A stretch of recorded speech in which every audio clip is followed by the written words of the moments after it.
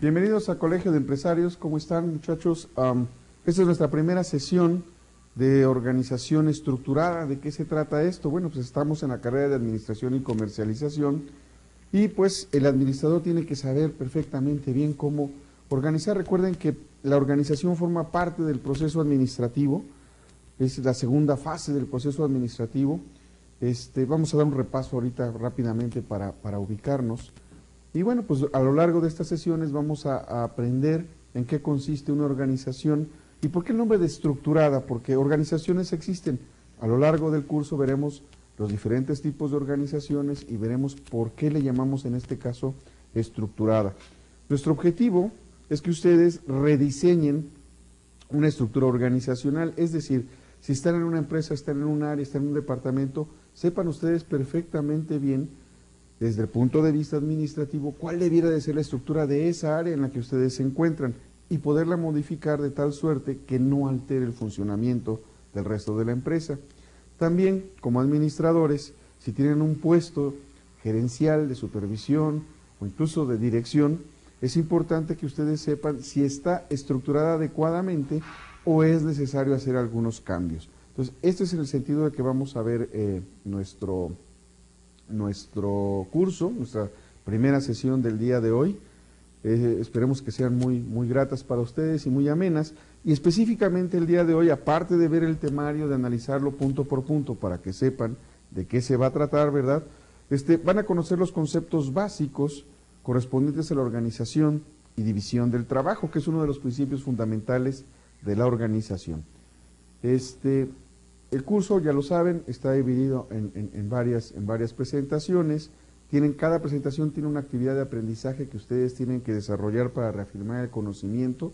Pueden tomar notas, pueden repasar las veces que ustedes consideren necesario los videos. Las actividades vienen relacionadas con lo que se ve en clase, no solamente con lo que está escrito, sino también con lo que yo les voy a ir diciendo. A lo largo de sus sesiones habrán en el camino a medias presentaciones habrá un examen parcial y al final tendrán ustedes un examen final. Mientras ustedes vayan resolviendo sus actividades van a ver que no van a tener ningún solo problema para resolver ni el parcial ni el examen final. Cualquier duda pues ya saben ustedes a dónde dirigirse. Vamos a entrar hoy con el temario. El temario, el punto número 1 es organización, conceptos y división del trabajo. ¿De qué se trata esto de la división del trabajo? Bueno, lo vamos a ir viendo a lo largo de la sesión. Vamos a ver qué es la organización, sus definiciones, con cuál nos vamos a quedar. Yo siempre voy a procurar que ustedes, sobre todo aquellos que sea la primera vez que toman mi clase, que nunca hayan estado conmigo, se van a dar cuenta que yo siempre busco que ustedes mismos encuentren su definición, no buscar tanto memorizar las definiciones, porque al final pues, no nos ayuda, más bien es encontrar una definición que sea fácilmente recordable, que no sea de mucho texto, ¿verdad?, para que nos quede claro el concepto.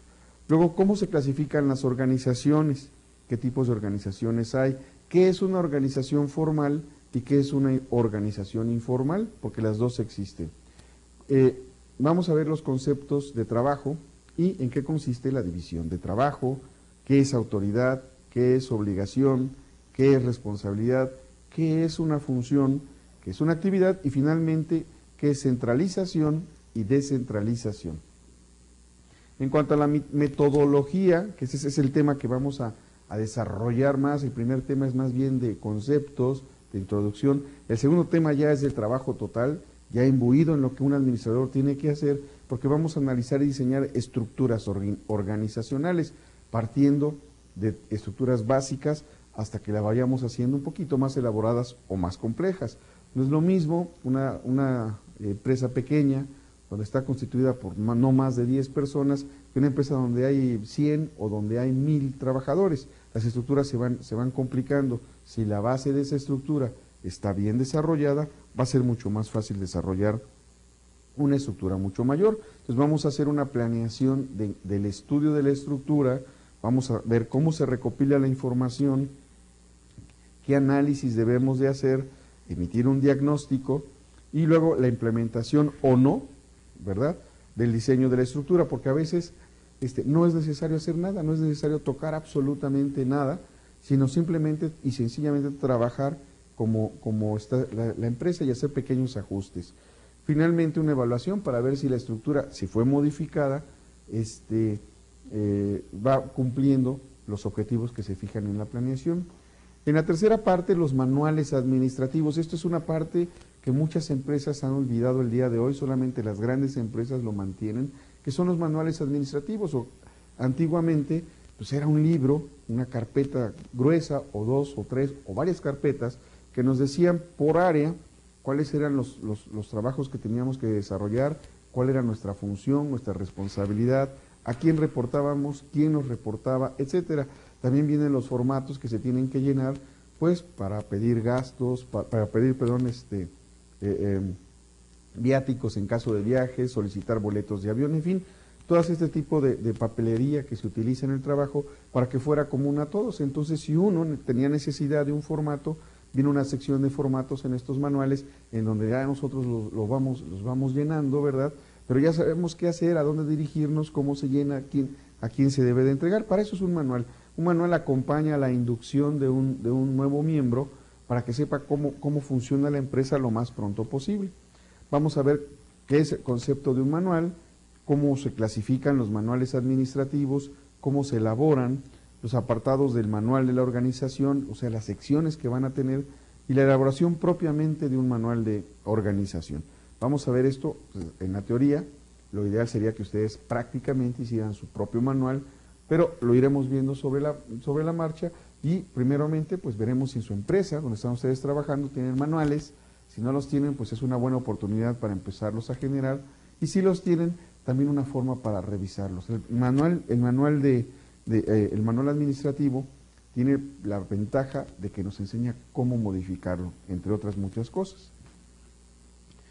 Luego veremos los organigramas. Es muy complicado esto. Es un tema muy sencillo, pero digo complicado porque muchas personas que trabajan y que están en una empresa no saben cómo hacer un organigrama. Lo saben leer porque de eso se trata, que sea simple. Es una imagen de cómo está distribuida la empresa en sus cuadros ejecutivos, en las personas que dirigen la empresa. Pero a mí me ha tocado llegar a empresas donde el nombre de la persona está de este tamaño y el puesto está chiquito, ¿no? Cuando debiera de ser lo inverso. El puesto es el que va a prevalecer siempre y lo que van a cambiar son las personas. Las personas pues nada más deben llevar un nombre o del mismo tamaño o menor, pero normalmente un nombre de este tamaño y abajo así director general, ¿no? Entonces, ¿cómo se hace un organigrama? ¿Cuáles son las recetas, los pasos que tenemos que seguir para hacer un organigrama? ¿Para qué nos sirve? Sus reglas de elaboración, porque tiene reglas de elaboración, cómo los podemos clasificar y finalmente elaborar los organigramas. Por último, el tema de reorganización. Ya que aprendimos cómo se estructura, cómo se organiza una empresa, por eso se llama organización estructurada, si es necesario o no, ¿sí?, hacer una reorganización. Para eso se tiene que hacer una evaluación. Entonces, si en el proceso encontramos que es necesario reorganizar la empresa, ¿qué tipo de reorganización haremos? ¿En qué áreas, en qué funciones es donde vamos a trabajar con esta reorganización? Vamos a ver entonces los procesos que hay de reorganización. No los veremos todos porque más adelante, en otras sesiones, ustedes irán viendo paso por paso cada uno de ellos o con mayor profundidad en otras materias. Aquí simplemente es una semblanza de las herramientas que tenemos, cuáles son los propósitos que se siguen, cuándo debemos de seleccionar una, cuándo debemos de seleccionar otra. Pues bien, vamos a entrar en materia. Y para entrar en materia tenemos que recordar la versión más simple, más breve de lo que es el proceso administrativo, que está formado en 4 pasos. En la planeación, organización, dirección y control. Las 2 primeras etapas, algunos les llaman estáticas porque no pasa nada. Yo prefiero llamarle mecánica porque sí pasa. ¿Qué es lo que pasa en la etapa de planeación y organización? Es precisamente qué objetivos pensamos lograr y cómo pensamos llegar a ellos, ¿sí? La planeación me da los qué hacer y la organización los cómo. Uno es estratégico y el otro es táctico. Entonces, estas 2 partes, que yo prefiero llamarle mecánica como otros muchos autores, esta fase mecánica es mecánica porque es la etapa en donde se arrastra el lápiz, donde dejamos todo asentado por escrito Y a partir de ahí vamos a hacer todo el desarrollo del proceso administrativo. Se llama proceso porque cumple 3 fases, una entrada, una transformación y finalmente una salida, y es cíclico, constantemente estamos repitiendo el proceso. Si ustedes se fijan en sus áreas de trabajo, todos los días hacen exactamente lo mismo. Precisamente de esta repetición del ciclo vienen los sistemas a nivel general en las empresas. En la administración, ¿sí?, hay una escuela que se llama la Escuela de la Burocracia, ¿sí?, que fue Max Weber el que el que la diseña, y hoy en día la palabra burócrata, que es ofensiva, cuando queremos molestar a alguien que no está haciendo bien su trabajo o no nos atiende bien, le decimos burócrata de manera de insulto, cuando el proceso administrativo pues, es burocrático, es la parte de producción de trabajo dentro del área administrativa de la empresa. En una fábrica se ve el proceso productivo. En una empresa no es tan fácil observarlo, pero si nos ponemos ya a revisar puesto por puesto, veremos que hay cosas que se repiten día con día y varias veces en el día. Ese proceso de repetición es precisamente la burocracia. Entonces tenemos el proceso de planeación, la parte de organización, que es otro proceso, otro subproceso de este proceso grande que le llamamos proceso administrativo, y esas 2 etapas son mecánicas porque es fijar qué se quiere hacer y cómo se pretende lograr. Posteriormente, en la etapa de la siguiente fase, que es después de la mecánica, pues viene la dinámica. Ya la palabra dinámica me habla de que hay movimiento, de que no vamos a estar parados, sentados, que vamos a hacer algo. Entonces, ¿qué es lo que se hace? A partir de lo planeado y a partir de cómo nos organizamos, vamos a empezar a ejecutar el plan. Y para ejecutar el plan, pues necesitamos dirigirlo. Aquí hablamos de la función de dirección, no del puesto o título de director, sino que la palabra dirección implica en este caso el hecho de hacer algo, ejecutar algo, hacer que las cosas sucedan. Por eso se llama dirección. Y por último, tenemos la fase del proceso que se llama control. Entonces tenemos las 2 primeras etapas, planeación y organización, que conforman la fase mecánica, y posteriormente la fase dinámica, que está conformada con la dirección y el control. A nadie nos gusta que nos controlen, no nos gustan los controles, detestamos los controles, pero son necesarios, porque el control me sirve para verificar si las cosas se están haciendo conforme a lo planeado. Y si no fuera así, entonces podemos corregir, o de hecho, debemos de corregir. Por eso, para eso nos sirve la etapa de control. La organización. Vamos a entrar ya en tema. ¿Qué es la organización? Para hablar de la organización, vamos a hablar de algunas definiciones. La organización implica una estructura en funciones o puestos, intencional y formalizada. Hay que tener muy en cuenta esta palabra, formalizada. O sea, la organización, para que exista, tiene que ser formal. Para que sea formal, tiene que cumplir una estructura. Entonces, la primera definición es: la organización implica una estructura de funciones o puestos intencional y formalizada. Es decir, hubo alguien que lo diseñó así porque así tenía que ser. También la organización consiste en dividir y relacionar el trabajo para alcanzar las metas fijadas, establecer la estructura organizacional, delinear las relaciones o líneas de enlace que faciliten la coordinación, crear las descripciones de cada puesto, indicando atribuciones, relaciones, responsabilidades de autoridad, y fijar requerimientos o cualidades requeridas del personal para cada uno de los puestos. Entonces, si se fijan, esta segunda definición es mucho más amplia. La primera, más sencilla, implica una estructura de funciones o puestos, ¿verdad?, intencional y formalizada. La organización es el proceso de disponer y destinar al trabajo la autoridad y los recursos de entre los miembros de una organización en una forma tal que puedan lograr los objetivos organizacionales de manera eficiente. Una organización es la estructura técnica de las relaciones que deben existir entre las funciones, niveles y actividades de los elementos materiales y humanos en un organismo social, con el propósito de lograr su máxima eficiencia dentro de los planes y objetivos señalados. Entonces, finalmente, ¿qué es una organización? Una organización es un grupo de personas que trabajan por un objetivo común, que está formalmente establecida y plenamente identificada sus líneas de autoridad. Lo podemos dejar así de manera muy simple, ¿sí?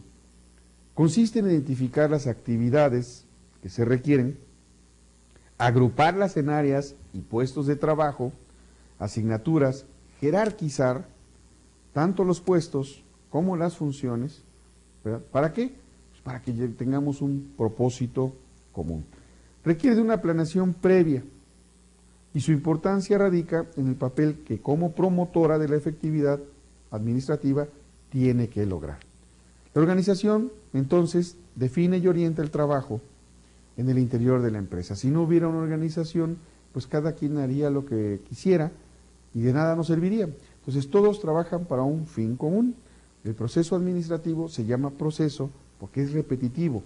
Hay una parte que tiene una entrada, una transformación, una salida, y a través de los diferentes departamentos que tiene una empresa, o gerencia, si les queremos llamar así, es como lo vamos a lograr. Todos van trabajando para un mismo fin, aunque a veces no lo percibimos de manera inmediata o no lo percibimos a simple vista. ¿Cuál es el propósito o la naturaleza de la organización? ¿Para qué demonios tenemos que organizarnos? ¿Por qué tenemos que hacer una organización? Bueno, la estructura de la organización, de las funciones y actividades organizacionales, ¿sí?, mediante la generación de áreas funcionales, puestos, niveles jerárquicos, que faciliten la coordinación del esfuerzo de todos los miembros de la empresa y propicien mayores niveles de eficiencia en la distribución y manejo de los recursos, así como el logro de los objetivos organizacionales. Estos emitidos están implícitos en lo que nosotros denominamos, es un dibujo, un gráfico que denominamos organigrama. Voy a pasar al pizarrón y todos conocemos un organigrama, ¿sí?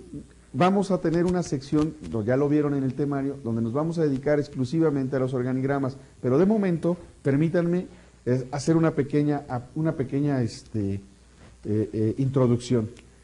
Tenemos los organigramas, número uno, siempre deben de ser simétricos en su distribución.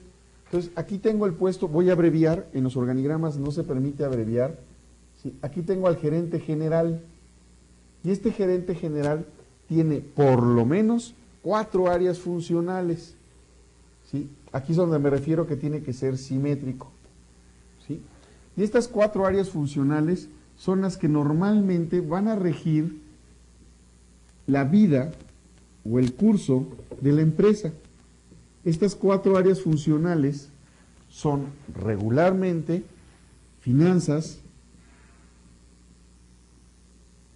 recursos humanos. Muchas veces me preguntan por qué RRHH.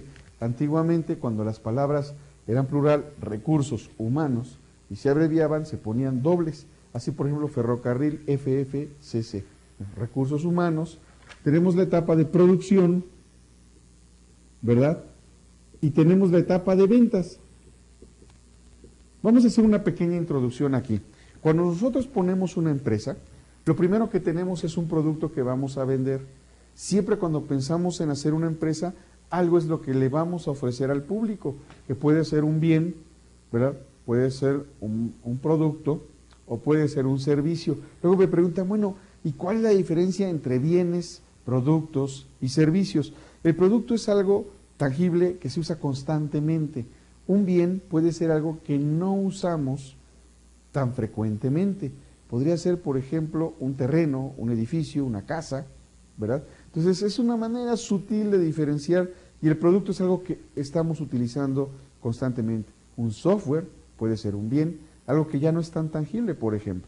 El servicio siempre se da cara a cara, ¿sí? Tenemos, por ejemplo, las empresas, las agencias de viaje que nos dan un servicio. Entonces, cuando nosotros queremos abrir una empresa, en lo primero que pensamos es ¿qué vamos a vender? Algunas empresas tienen que producir esto que se va a vender, o bien se compra para revenderse, como es el caso de una papelería, ¿sí?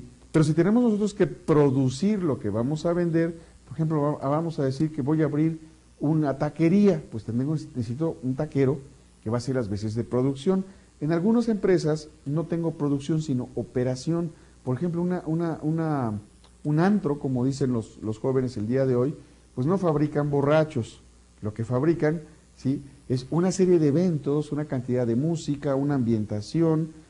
Debe de haber una cantidad de bebidas determinadas, algunos snacks o botanas, ¿verdad? Para que el consumidor pueda estar a gusto ahí. Entonces no hay un área que se llame realmente producción, pero sí hay un proceso que se llama operación. Se reemplaza uno con el otro. Bueno, estas dos áreas, según Michael Porter en la cadena de valor, estas dos áreas les llama áreas primarias. Estas no son áreas secundarias, estas son áreas de soporte, porque estas no funcionan sin estas dos, que es recursos humanos y finanzas. Entonces, cuando hablamos de una empresa, siempre debemos de pensar en por lo menos estas 4 áreas funcionales. Casi todas las empresas la tienen, pero no siempre lo tienen perfectamente dividido. Algunas veces no es perceptible, otras es muy clara. En las empresas pequeñas, estas funciones a veces quedan en manos del director general, incluso las de ventas. Entre más pequeña sea la empresa, más carga de trabajo se le deja al dueño o se lo queda al dueño. Vamos a ver en otra de las sesiones la importancia de delegar funciones, de dejar algunas de las áreas para que las trabajen otros que son especialistas en ello. Entonces, esto es un diagrama funcional, es decir, me está diciendo las funciones que existen dentro de mi empresa. En este caso, las áreas funcionales son finanzas, recursos humanos, producción y ventas. Todo lo que tenga que ver con producción irá en este cajón del organigrama. Todo lo que tenga que ver con el manejo de los recursos económicos irá en esta función. Y ya dependiendo de la empresa y como vaya creciendo, se seguirán abriendo cajones, ¿verdad? O no, dependiendo del tipo de empresa, dependiendo del tamaño de empresa. Entonces aquí tenemos la estructura básica de un organigrama. Después veremos cómo hacer un organigrama, cómo interpretarlo, cómo nos ayuda para decirnos cómo está estructurada una empresa. Regresemos a nuestro escritorio, ¿verdad? Y pasemos a la siguiente diapositiva. ¿Qué objetivos tiene la organización? Porque las organizaciones tienen objetivos. Entonces, uno de sus objetivos es establecer los departamentos o áreas funcionales especializadas de la empresa. Aquí, en mi organigrama, dibujé yo 4 áreas funcionales. ¿Sí? Pero si se fijan ustedes en el organigrama, voy a regresar al organigrama, ¿sí? Voy a regresar al organigrama. Vamos a definir aquí jerarquías. En automático se ve que este es el jefe, porque está hasta arriba. Los organigramas pueden ser verticales, pueden ser horizontales, pueden ser incluso circulares. Ya los veremos en su momento. Entonces, el de aquí en este caso, que es un diagrama vertical, que es el más común, aquí hasta arriba vemos que este es el jefe, porque está arriba de estos. Pero a lo mejor el área de recursos humanos podría abrirse en otras áreas más pequeñas, ¿sí? Y aquí puede tener otro puesto. Y resulta que este puesto, a su vez, puede tener otras áreas. No tiene, cuando me refería yo a ser simétrico, es que de cada cajón el orden, ¿verdad?, sea simétrico, que no esté cargado hacia un lado o hacia otro, aunque se puede. Cuando veamos organigramas veremos que esto sí se puede hacer. Este, por ejemplo, tiene 3 submandos y este puede tener nada más 2 o incluso 1, ¿sí?, cuando es muy lineal. Entonces, dependiendo del tipo de la empresa, esto irá creciendo, irá disminuyendo, en fin, todo dependerá del tipo de la empresa. Entonces, yo debo de definir jerarquías. Este tiene una jerarquía superior sobre este. Este tiene una jerarquía superior sobre este. Lo vamos leyendo en el sentido en que van las líneas. Nunca se ponen flechas, son líneas, nos indica un camino, ¿sí? Cuando le ponemos flechas ya no es un organigrama, es un diagrama de flujo que no nos sirve para esto, ¿sí? Entonces, este es superior de este superior de este y este superior de estos dos. ¿Ok? Bueno, este es superior de estos dos. Y así va bajando el organigrama. Tiene niveles, no puede tener más de 5 niveles porque ya se vuelve complicado leer un organigrama. Y define la labor que desempeña cada uno de los integrantes. Entonces aquí estoy agrupando trabajos similares, finanzas. Aquí estoy agrupando trabajos que tienen relación con el personal de la empresa. Aquí estoy agrupando los trabajos que tienen que ver con la operación de la empresa o con la producción de la empresa, y aquí con las ventas y mercadotecnia de la empresa. Entonces, primero estoy haciendo mi selección de trabajo, estoy dividiendo mi trabajo, establezco los departamentos que se van a encargar de esas especialidades, defino jerarquías y finalmente, ¿sí? ¿Qué es lo que van a hacer cada uno? ¿Qué perfil de puestos? ¿Qué van a desarrollar concretamente en función de recursos humanos, de producción, de ventas o de finanzas? Vamos a regresar otra vez al escritorio y pasamos a nuestra siguiente diapositiva. La primera pregunta, ¿qué es actividad? ¿Sí? La actividad se clasifica según el sector económico en el que se enmarca la organización. O sea, ¿qué tipo de actividad va a hacer la organización? Y tenemos primaria, secundaria, terciaria y hasta cuaternaria ya hoy en día. Entonces, ¿a qué se refiere esto de los sectores de actividad? Bueno, la actividad primaria se refiere a lo que hacía el hombre originalmente: cazaba, pescaba, cultivaba. Entonces, el sector primario, ¿verdad?, está hoy en día dedicado a la ganadería, la agricultura y la pesca. ¿Sí? Esas son las primeras actividades que hizo el hombre. La minería, esas se encuentran en el sector primario. Viene el sector secundario, que se refiere a la elaboración de productos, a la industria, a la transformación y a la reventa de los productos que hace la industria. Entonces, en el sector primario vamos a tener a la industria y al comercio. En el sector terciario está dedicado a los servicios, cuando lo que se le está ofreciendo a la otra parte, a la persona, es lo que yo conozco, mis conocimientos. Los servicios pueden estar en función, por ejemplo, de un médico. Un médico me ofrece sus servicios, un abogado, un contador. Entonces, esta es la sección de servicios y se da cara a cara y es uno a uno. Entonces tenemos el sector primario, son las primeras actividades que hizo el hombre: agricultura, ganadería, pesca, minería. El sector secundario, vamos a tener entonces a la industria y al comercio. Todos los que se dediquen a industria y comercio irán al sector de actividad secundario. El sector terciario va a ser el servicio, la atención cara a cara, la atención al cliente, ¿sí? Y vamos a tener el sector cuaternario. No en todos los libros aparece, porque es un sector más moderno. Y este es un sector que está referido a las actividades de alta tecnología, porque empezaron a surgir nuevas áreas, nuevas carreras, nuevas oportunidades. Así, por ejemplo, ahora tenemos la carrera de mecatrónica, que no es la electrónica de los mecates, sino más bien cómo hacer robots, ¿verdad? Como robots industriales, no robots como en las películas que van a acabar con el mundo, sino al contrario, nos van a ayudar a tener un mundo mejor, ¿sí? Y las empresas dedicadas a la investigación y el desarrollo de nuevos productos, la podemos colocar en el sector cuaternario. Estas empresas son subsidiadas por otras para lograr tener los recursos de investigación que posteriormente saldrán al público. Entonces, este sería el sector de actividad cuaternario. Entonces, existen tres sectores básicos, productivos, y un cuarto que ayuda a los otros tres. El ámbito de actuación de una organización lo puedo poner como local, nacional, regional, internacional o global. Muchas veces me preguntan, oye, ¿y cuál es la diferencia entre internacional y global? Bueno, internacional es cuando estamos en diferentes países del mismo continente. Cuando estamos en diferentes países, en diferentes continentes, es cuando lo consideramos global, ¿sí? Porque ya abarca otros continentes.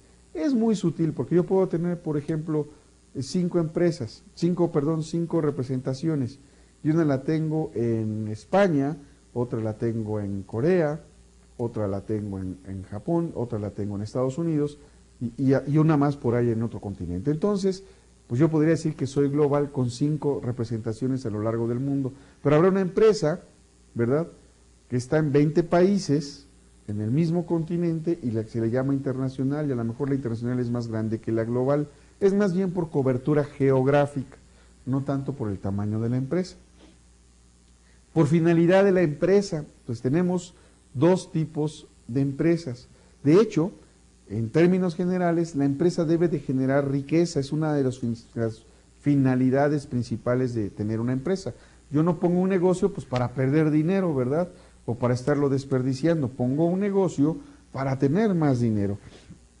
Entonces tenemos empresas lucrativas que su principal propósito es reunir o establecer utilidades, beneficios económicos, rentabilidad, más que utilidades, ¿sí? Para los miembros. Como ejemplo, pues una empresa tradicional, ¿verdad? Cualquier industria que ustedes mencionen. Pero también las tenemos no lucrativas, cuyo principal propósito no es que la genere riqueza, sino que genere un servicio que de otra manera pues no existiría. Y estas usualmente viven de patrocinios, viven de vender productos que les sirven a ellos mismos para poder seguir creciendo, para poder seguir manteniendo. Y en estos ejemplos podemos tener museos, zoológicos, tenemos también, por ejemplo, las partes intelectuales, escuelas, centros de investigación, las total y absolutamente filantrópicas, es decir, que ayudan a la gente por la gente misma, los asilos, los hospitales, ¿sí? Las asociaciones que se encargan para el estudio, la investigación y atención de algunos padecimientos, como el síndrome de Down, ¿verdad? Tenemos la asociación Landon Down.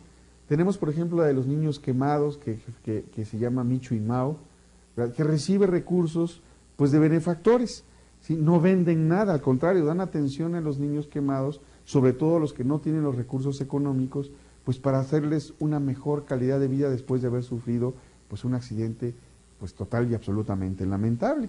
Entonces, estas empresas son empresas porque tienen la estructura de una empresa, funcionan como una empresa, siguen el proceso administrativo, pero su finalidad principal no es obtener riqueza. Como no es obtener riqueza, requiere de los apoyos económicos de otras personas, de otras instituciones o de otras empresas para que puedan seguir operando en el favor pues de las personas que escogieron. Y finalmente tenemos los partidos políticos. Los partidos políticos, en teoría, pues su función no es lucrativa, pero la experiencia nos va enseñando que cada vez piden más y más y más dinero y no generan pues prácticamente un retorno de esa inversión, pero esa es otra cosa. Por su tamaño, las organizaciones también pueden clasificarse según el capital que está invertido. Y entonces podemos tener empresas pequeñas, medianas y grandes por el tamaño, en función del capital. Por el origen de este capital, del dinero, pues pueden ser empresas públicas, que es una entidad institucional con personalidad jurídica propia, constituida con capital del gobierno, del Estado. Entonces tenemos empresas públicas, y las empresas que se constituyen con dinero de los particulares, pues les vamos a llamar empresas privadas. Entonces, de esta manera tenemos empresas públicas y empresas privadas por el origen del capital que tienen. Por su forma jurídica. Ah, caray, ¿qué es esto de forma jurídica?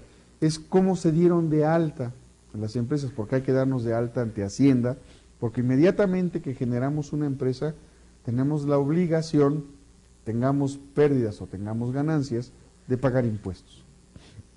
Y entonces, de acuerdo con la forma jurídica de la empresa, ¿sí? De cómo dimos de alta a la empresa ante un notario, ¿sí? Vamos a obtener una forma jurídica. Voy a poner aquí, hay más, mucho más de las que yo voy a poner como ejemplo, pero son precisamente ejemplos.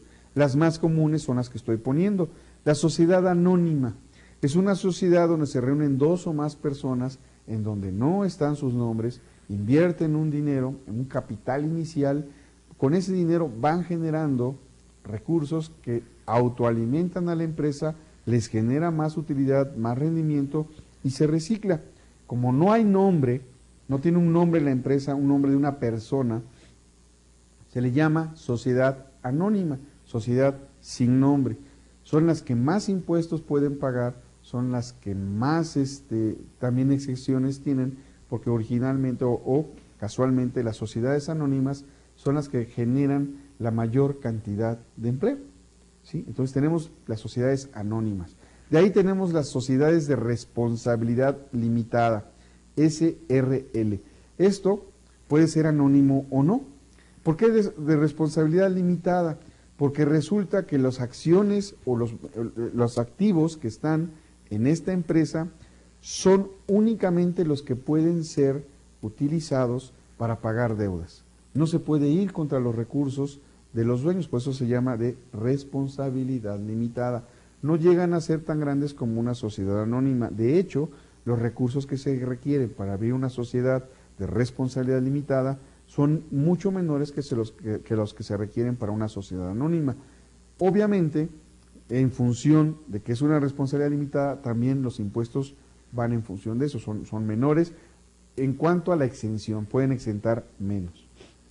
Y tenemos las cooperativas. ¿Sí? A diferencia de la sociedad anónima, no es una sociedad de capital, no hay una inversión inicial, sino que más bien es una asociación de personas. La sociedad anónima se manejan capitales, en las cooperativas es una sociedad de personas basada en el esfuerzo propio y en la ayuda mutua.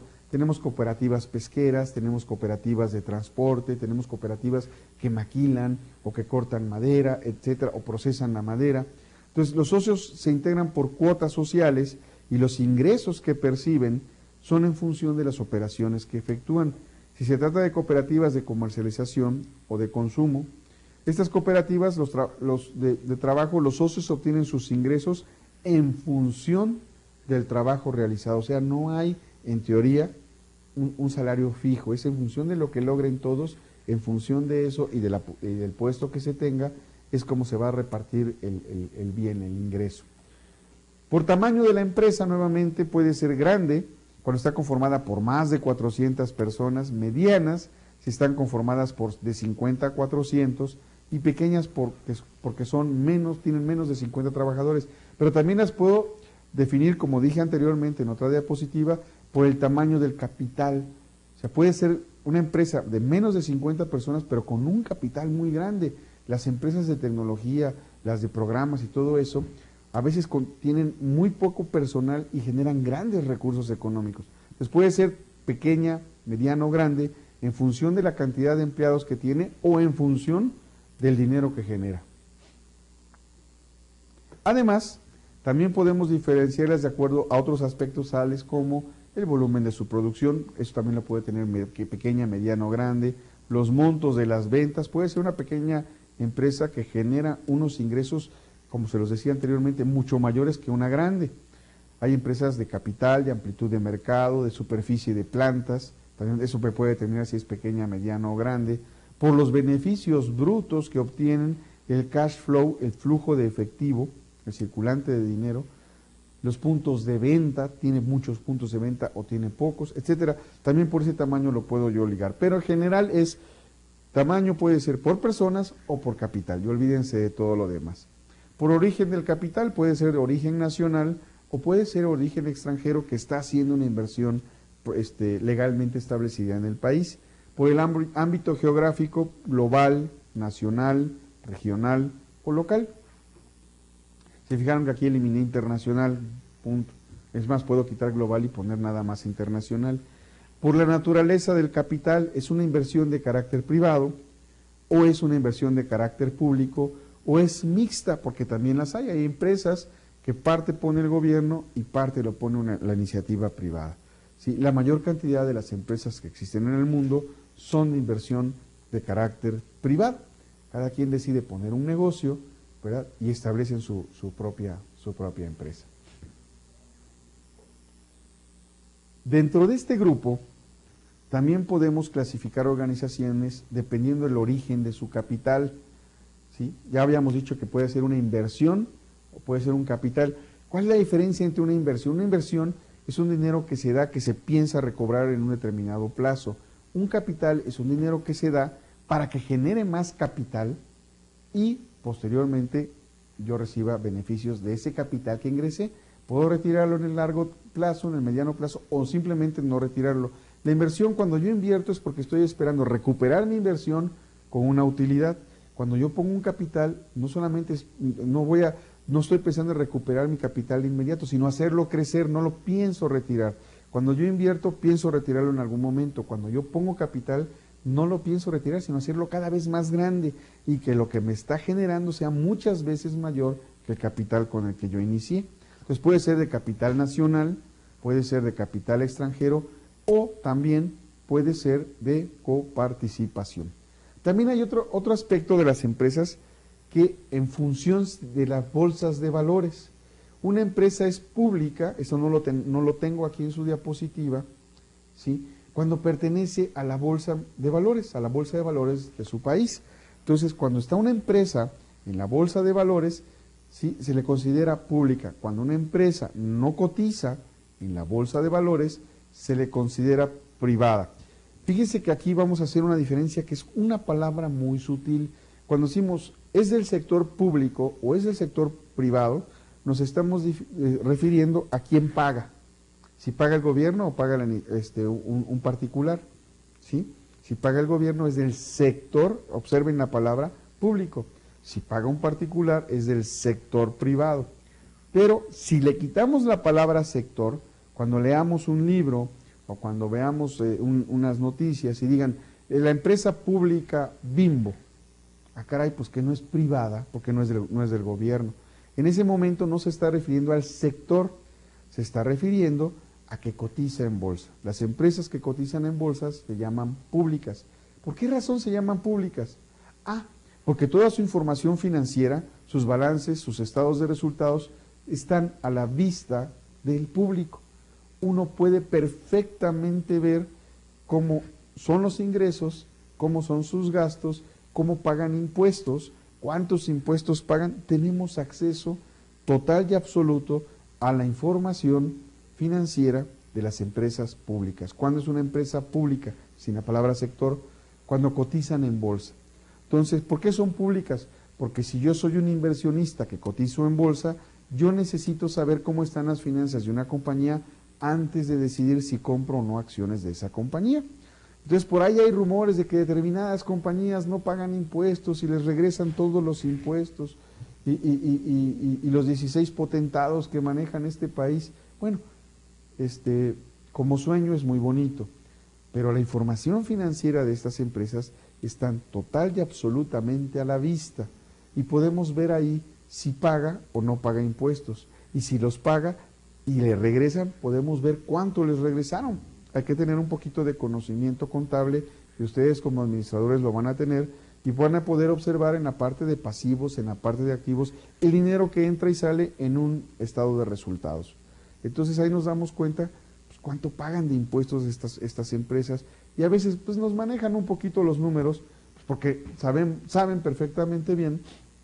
En general las personas no entienden, primero no entienden el funcionamiento de la empresa, y segundo no entienden la parte contable de una empresa. Entonces, ojo, hay sector público y sector privado. Cuando el sector público, el patrón es el gobierno, en el sector privado el patrón o el dueño es un particular. Y hay empresas públicas y hay empresas privadas, porque las públicas cotizan en la bolsa y las privadas no cotizan. Por ejemplo, el Colegio de Empresarios es una empresa privada, no cotiza en la bolsa. ¿Sí? Mi despacho no cotiza en la bolsa, son empresas privadas. Desde esa perspectiva,